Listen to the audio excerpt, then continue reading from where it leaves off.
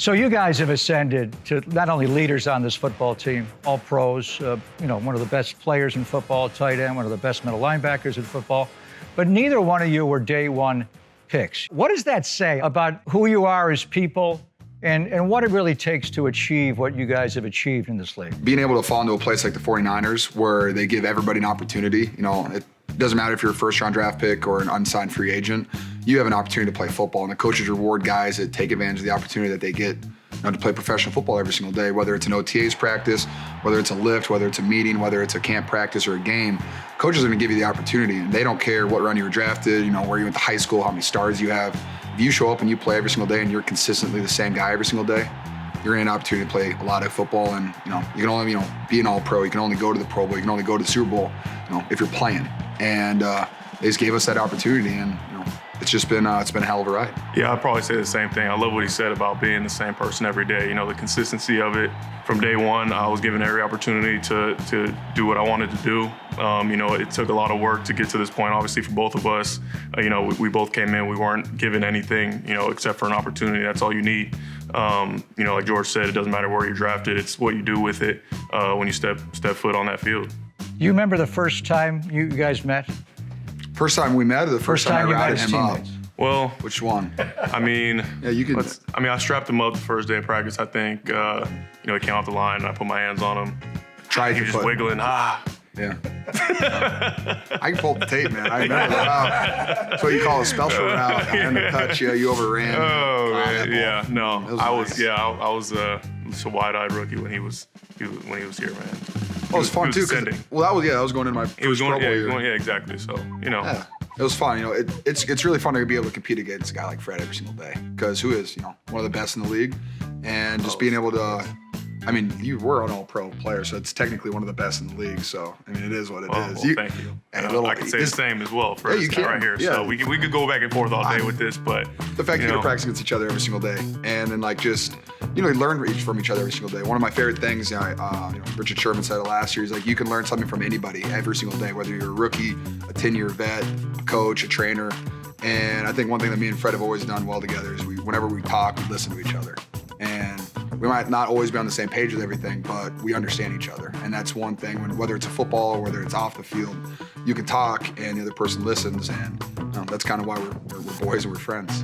Do you guys enjoy when you're practicing against each other where you have to run block him? Or what I like is out in space when you're matched up one-on-one? Because you're one of the best coverage linebackers in football, and you're one of the best pass catching and route running tight ends. Which is more fun for you, Fred? Well, there's not very many times where he's going to be blocking me in the run game, because he's always on the outside blocking the ends or the outside linebackers. I'm in the middle trying to, take on the center or the guard. But, there are opportunities where we are matched up, coverage-wise, that in that one-on-one battle. And I think that's the hardest matchup I'm ever going to see is against this guy, just because he is the best at what he does for a reason. That's only gonna make my game better. When I'm having to cover guys on Sundays, it's like, I cover George Kittle. Like, it's nothing to me, But it's just great. It's great work out there. We're both huge competitors. We're never gonna back down from the challenge, and I think that's what makes us who we are. You gotta love it. You gotta love it. Can you smell what the nuns are cooking? Me and Fred, we're usually on the same page. Like we both said, we both just took advantage of the opportunity, and that's why we are where we are today. And we're just going to try to continue to take advantage of the opportunity. And it just so happens that we get to line up across from each other every single play. And why we might not go against each other one-on-one every single play. When I go back and watch the film, I can watch what Fred does every single play. I can watch how he covers other guys. I can watch how he uses his hands in the run game because he's elite at it. And then he sheds blocks. I'm like, okay, well, he shed his block like that, so I have to get my hands inside a little bit quicker because he shed the center or he overran the center and never got the block done. So you just learn just by watching the tape, and it's really fun to be able to watch a guy on defense every single day like that, because you get to watch a professional athlete who takes his job seriously, is also excels at it every single day, and you get to line up across from that. So it's just a benefit. No, it's great. You guys are at the height of your profession, looking to get better. You're still young and developing players. So, Fred, I'll start with you. How can you get better? You're really good in all aspects of the game, but you're so new. How do you feel like you can become a better player? I mean, I guess the cliche answer is to get better in all areas. You know, there's always something I can find in every part of my game where I can get better, right? And since coming into the league, you know, I held on to the things that they were saying I couldn't do pretty personally, right? And I was like, okay, well, let me make sure that those are strengths in my game. And ever since coming to the league, that's been a huge emphasis of mine. And I feel like I took a step this past season, but there's even more there. I look at different plays on film where I'm kind of just, you know, grinding my teeth like, I feel like I could have for sure ran through that guy a little bit more. I could have brought my feet more on contact. And, you know, little things like that. Things in coverage, you know, people talk about, you know, my coverage ability, and there's still things where I'm like, there's so many more opportunities out there for me and different plays I could be making that, you know, I didn't make a year ago or in my, you know, just in past seasons. So, you know, little things, you know, different stuff in the run game. It's just little intricacies everywhere in my game. And on tape, I feel like, you know, which might sound, you know, weird to say, but I mean, it's true. And I'm my hardest critic when I look at myself on tape, and that's how you got to be if you want to be, you know, the best and continue to grow in your game. You know, and I take it very seriously, and I'm obsessed about it. I'm always trying to see on ways I can improve. So, Georgie, how can you get better? It's funny. It's like you sit next to Fred and we say a lot of the same things. You know, we have very similar mindsets in regards to a lot of stuff. And I will say, like, the NFL, it humbles you quick. I mean, like, you think that you know, you're good at football, and like, I mean, something new can happen every single play, and it can completely humble you. Whether it's like, hey, I thought, you know, this route was easy for me, this guy covered me, it's not a big deal, and next thing you know, hey, on that third down, you don't make the completion, and you guys are off the field. And so you have to look at all these plays, like, on offense and on defense, obviously, but like every single play matters. And so you have to look at what you're doing every single play, whether it's a run play, whether it's a pass pro, whether you're running a route, a shallow, just catching the ball, how you drop step after you catch the ball. And if you're not 100% on it every single play, you miss those opportunities. And, you know, I'm just going to continue to hammer the opportunity thing, because every single snap you get on the football field is an opportunity, because you don't know when that, you know, when your last snap will be. Like, you don't have any control over that. And so what, you know, I know that I do, and I know that Fred does just by watching his tape, is we prepare ourselves to be the best version of ourselves each day in and day out. And we want to be great. And I think, you know, we both have similar dreams of we want to play the game for as long as we can. And, you know, we want to have a lasting impact on this game and on this franchise. And so we look at our tape, and, you know, you have to be able to look yourself in the mirror and be like, hey, that play didn't work. It wasn't because Coach Shanahan called a bad play. It was because I should have executed it better. And how could I execute it better? Well, I should have known, hey, it was this coverage and they rolled to this, and I should have watched more tape. So, like I said, we're both very humble guys that, you know, we look at the tape, we look ourselves in the mirror, and we expect each other to be great every single day. And that's just kind of our mindset. What you said about your barn in Nashville and what you brought in there, tell me more about the balance beams that you brought in, and you're trying to get stronger in your feet and ankle to avoid those kind of injuries. I mean, of all the injuries I've had in the NFL, like, you know, I've had nicks and bruises, all that stuff. But, you know, missing 8 games last year, obviously, and 6 of them to a broken foot. And so, I mean, I've done everything I can this offseason to, you know, change my training, and so I can prepare for those things, because you can't just do the same thing and expect different results. So, you know, you have to evolve, you have to do new things. And, you know, I think these foot beams I walk on every single day, and like my feet have felt, you know, stronger, like all the muscles, bones, everything I just feel, you know, much better about. And just continue to, you know, evolve and continue to learn more and continue to work on, I mean, basically health of the whole body. But you just, like you said, you know, availability is the best ability. You got to stay on the football field if you want to make plays, if you want to be an all-pro football player. You got to be out there to be able to take advantage of those opportunities. Your general manager, John Lynch, in early August is going to go into the Pro Football Hall of Fame. He was not a full-time starter in this league till year 3. He did not make his first Pro Bowl until year 5. You guys have done it much earlier in your career. The step is Pro Bowl, and then All-Pro. You're both there. Fred, do you dream that dream? Do you have thoughts at all about joining him one day? And would that be the goal, to be a Pro Football Hall of Famer? You better. I mean, that's it's so like, you know, it's so far away, and it's, you know, it's kind of hard to really picture and envision, but that's for sure the ultimate goal, and it has to be. You know, if you're in this game and you're kind of just coasting by, resting on your laurels and things that you've already accomplished, and you know, just kind of coasting through. You're never going to accomplish anything great, you know. And I'm constantly trying, like we've talked about just this entire time, is always constantly trying to improve and look at things that we can do better. You know, and if we're doing those type of things and we're looking for that individual goal, you know, then we're going to ultimately attain our team goal, right? We're going to achieve our team goal, which is winning a Super Bowl. You know, that's first and foremost, and that's the one that's right there, the one that you can see. You know, it's right in, and it's in reach. And I think we have the team, we have the players, we have the coaches. We've been there before, you know, and we felt that sting of losing one. So that's the main focus right now. But of course, Hall of Fame would be pretty cool. Obviously, you agree. Yeah. Does John ever talk to you about that, saying that you have Hall of Fame ability, so strive to achieve that? Has he ever brought that up to you? It's like, George, you're a Hall of Famer. I don't know if I've ever had that conversation with John Lynch, but you know, John drafts guys and John brings guys in here because he expects them to be great football players. And you know, for me, when I was a rookie in my second year, I didn't really. Seems like so far away. It's not really. You know, you're just trying to get your feet wet. You're trying to figure out the NFL football. You're trying to play the game, and you have to have those dreams and those aspirations, because what's going to wake you up in the morning and get you going? Like, what's going to light a fire into your ass, and what's going to make you want to be the best version of yourself every single day? And like those dreams and aspirations, like those motivate you.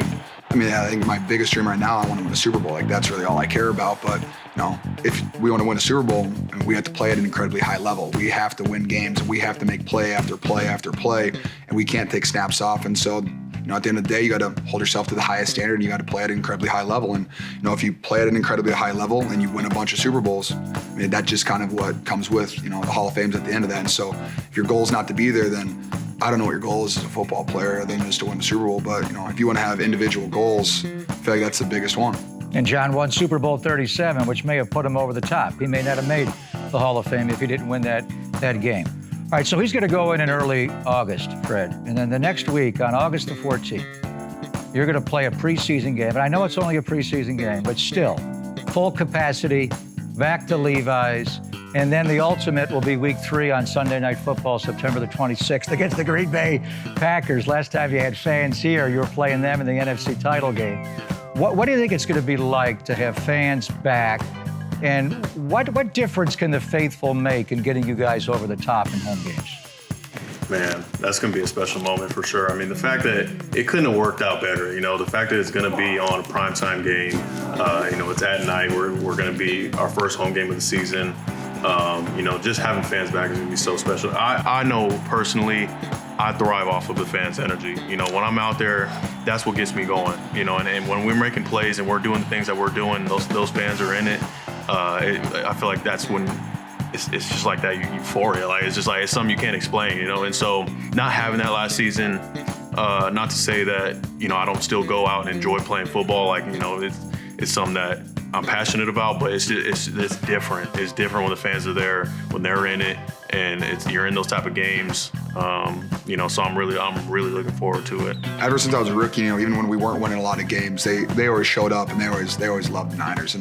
And like the last time I played in front of a full stadium was the NFC Championship game, and that was pretty electric. And I definitely know that our fans are going to come back because they've missed us, I think, just as much as we've missed them. And you know, Levi Stadium is a place where the fans make a great impact on them, and you know, the fans are close to they're close to the field, and you hear them, like you can feel the energy, and they bring it every single Sunday. And just the fact that we get to play in front of them again, and you know, you kind of feel like a gladiator out there. You know, everyone's watching, and while there's like 22 guys on the field, but you know, everyone's watching their favorite players. Everyone's watching, you know, guys, you know, make the plays, and it's just fun to be able to make those plays in front of people that are there because they're just so happy to be there. They're so happy that they got a ticket to come see us play, and it's very rewarding to be a part of a fan base. You know, to have a fan base like the faithful.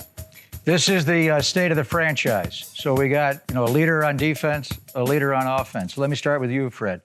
Give me your state of the defense going into 2021. You have a new defensive coordinator, D'Amico Ryans. Secondary was brought back. You have a lot of new guys on the defensive line. Where are the 49ers at defensively? I could talk about the defense too. Right, I know, yeah, Maybe I can have you flip, just because you have to flop 'em. practice against right, them, right? Yeah. No, I like that. I like that. Scary. You know, so I feel like we have something to prove, you know, and it starts with having a new defense coordinator in D'Amico. And D'Amico's been so big in my growth, in the growth in my game, of course. You know, we kind of came in, he was the new linebacker coach, I was the new kid on the block, and you know, we've grown in this thing together. And we're talking about a guy who's going to be a future head coach, you know, real soon. You know, he's everything you would want in a leader and a teacher. And, you know, he stepped in and he's taken a grasp of this defense and brought his own, you know, his own twist on it. But ever since this coaching staff has come here, you know, we've taken steps, you know, in the right direction and becoming one of the top defenses in this league. And our goal this year is to be right there on the tip of the mountain, you know, be number one. And you know, it starts right now in OTAs, and I feel like we've created such a great foundation already. If y'all could watch how we've been working, it's a sight to see, because everybody's very locked in on one goal, you know, and that's to be the best, and you know, and do it with special effort and with the right intensity, the right physicality, and when the pads come on, you know, showing that and being that day in and day out, because if we're doing it consistently, I feel like that's what's going to show up on game day. You know, but we're all young and just ready to prove ourselves. You know, it's a lot of underdogs who are, like I said, just trying to prove something. You know, so I think that's what's gonna show up on tape. George, over on offense, you brought Trent back, you got Juice back, you added a lot of people. Alex Mack is a Pro Bowl caliber center. The quarterback position's obviously much deeper than it was. Give me the state of the offense going into 2021. I will say first, he forgot Nick Bosa's back too. Oh, yeah, is Bosa back? Yeah, that's crazy. Bosa's back! That's pretty scary in itself. So That yeah. is scary. So first, let's just touch on that real quick. But the offense, I'm just excited about it. I felt like last year we never really got to get going. We never really got our momentum going because we always had someone was out, and then the huddle was different, and then someone else comes out and the huddle's different, and then 2 guys come back, 3 guys go out, and we just never got that momentum going. And one thing I'm already excited about, just OTAs, you know, we've been able to have a consistent huddle just in OTAs. You know, we got to have like not 8 or 9 guys, the same guys every single rep with the ones. And when you can do that, when you have that cohesiveness in an offensive huddle, it goes a long way. And so just being able to have guys be on the field together, learn from each other, you know, just see how one reacts to a certain play, whether it's like on a run play or a pass pro, like how you help each other. Just getting those reps together, you just get in a flow. And I'm really excited about this, you know, offense. I think we have plenty of weapons, you know, from the running back room, I think, which is really deep, from, you know, Raheem, Jeff Wilson, you know, Trey Sermon is an excellent football player. I think the tight end room has a lot of depth. We had a lot of young guys that are learning and getting better.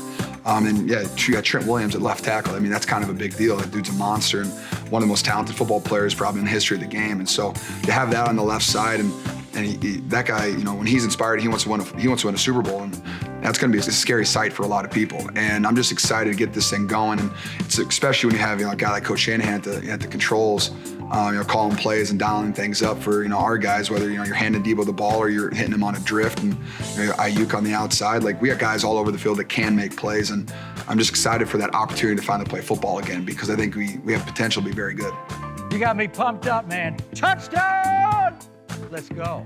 You ready to roll? I love that. You know what? I just love being in the same room with you guys. Last year we did this and we were Zooming, and now That was wild. I can almost reach out and touch you guys. It's so good to see you again. We're right there. Yeah. So good to see you. I can touch Fred. I know you can touch him. I can touch Fred. Good to see you guys. Have a great year. Stay healthy, both of you.